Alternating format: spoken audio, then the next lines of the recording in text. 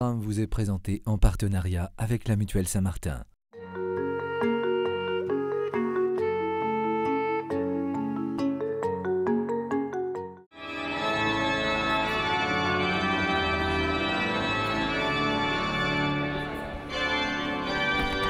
Alors, la célébration du baptême est une célébration qui est très riche et qui se déroule en plusieurs moments.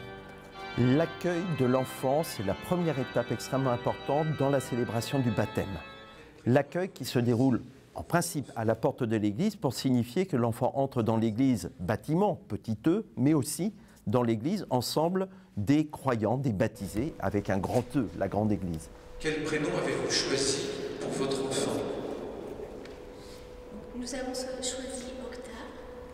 Que demandez-vous pour Octave à l'église de Dieu? Nous voulons qu'il sache qu'il est enfant de Dieu à travers l'enseignement du catéchisme que nous avons nous-mêmes suivi. C'est pourquoi nous faisons le signe de croix sur le front de l'enfant, signe de croix comme signe de reconnaissance, signe d'accueil, mais aussi qui est déjà un credo en résumé, puisque la communauté accueille l'enfant au nom du Père, du Fils et du Saint-Esprit, déjà résumé de la foi. Ouvre-toi ta vie, Octave, à travers tout ce que tu es, à travers tout le chemin que tu parcourras. Le deuxième moment important de la célébration du baptême, c'est le temps de la parole. Évangile de Jésus-Christ selon saint Matthieu. Mais celui qui se fera petit comme cet enfant, c'est celui-là qui est le plus grand dans le royaume des cieux. C'est-à-dire que nous voulons signifier que le Seigneur aura toujours quelque chose à dire à l'enfant et à tous les baptisés d'une certaine manière. Il donne sa parole, encore faut-il l'accueillir. C'est un échange qui s'instaure dès le baptême. De fait, cette parole nécessite d'être expliquée, d'être reçue, commentée, c'est le sens de l'homélie. Et à cette parole, la communauté répond par la prière de l'Assemblée, répond aussi par la renonciation au mal, c'est-à-dire la communauté veut signifier le choix de suivre la parole du Seigneur et de se détourner de ce qui est contraire à la parole du Seigneur, c'est-à-dire le mal. Arrache-le au pouvoir des ténèbres, donne-lui la force du Christ et garde-le tout au long de sa vie. Mais nous ne sommes pas seuls. Sur le chemin de la foi nous a été transmise. La foi nous a été transmise à travers les nombreux témoins. Et c'est pourquoi la litanie des saints est aussi importante. C'est le moment de signifier que le choix du prénom de l'enfant l'inscrit dans cette lignée de foi, dans cette transmission de foi. Cela l'institue dans son identité de chrétien. Sainte Claire, Saint François, Sainte Annie, priez pour nous. Alors nous arrivons à la troisième étape du baptême qui est vraiment le cœur même du sacrement. Tout d'abord la bénédiction de l'eau. Père infiniment bon, tu as fait jaillir en nous la vie nouvelle. Nous avons le credo et la renonciation au mal. Croyez-vous en l'Esprit Saint, à la Sainte Église catholique, à la communion des saints, au pardon des péchés, à la résurrection de la chair, à la vie éternelle? Je le crois. Et les 4 signes qui suivent sont vraiment le cœur du baptême. Tout d'abord, la plongée dans l'eau. Octave, je te baptise au nom du Père et du Fils et du Saint-Esprit. Amen.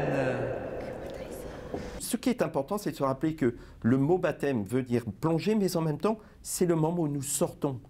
Et voilà le signe du baptême, c'est le moment où, étant plongé dans la mort par 3 fois, nous accueillons justement cette main secourable du Seigneur qui nous tire de l'épreuve, qui nous montre que l'épreuve n'a jamais le dernier mot. C'est le fondement même de l'espérance chrétienne, le fondement qui vient dire que nous vivons déjà de la résurrection du Christ, nous, les baptisés. Tu es devenu enfant de Dieu et frère de Jésus. Alléluia. Le deuxième moment, c'est l'onction du Saint-Crème.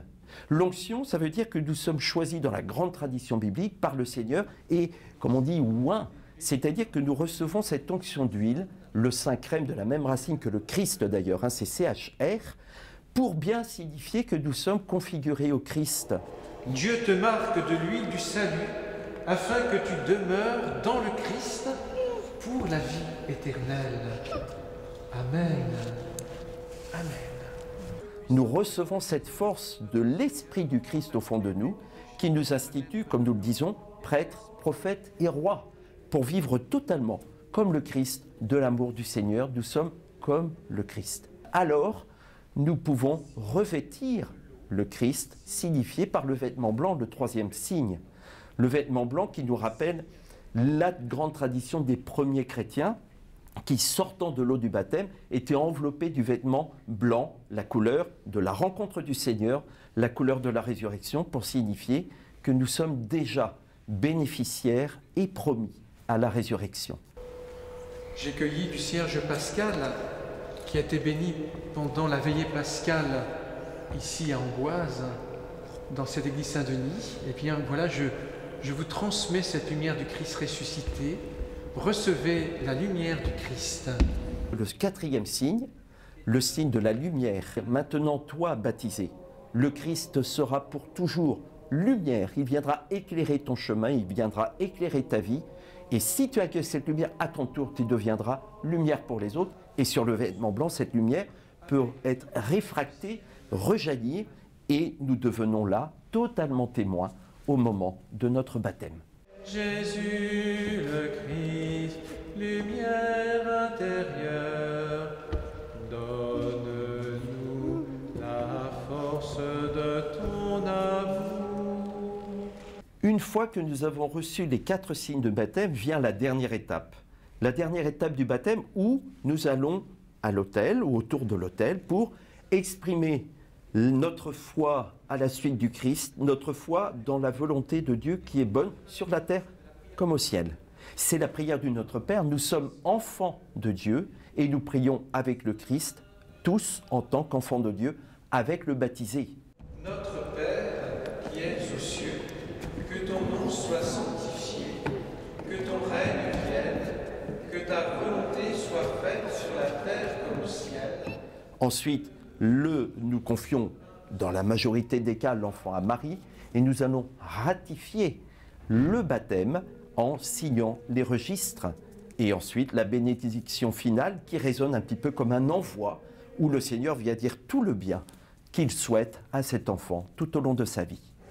Que Dieu Tout-Puissant d'amour vous bénisse, le Père, le Fils et le Saint-Esprit. Amen. Tu es devenu enfant de Dieu et frère de Jésus. Alléluia. Aujourd'hui l'Esprit repose en toi et chante. Alléluia.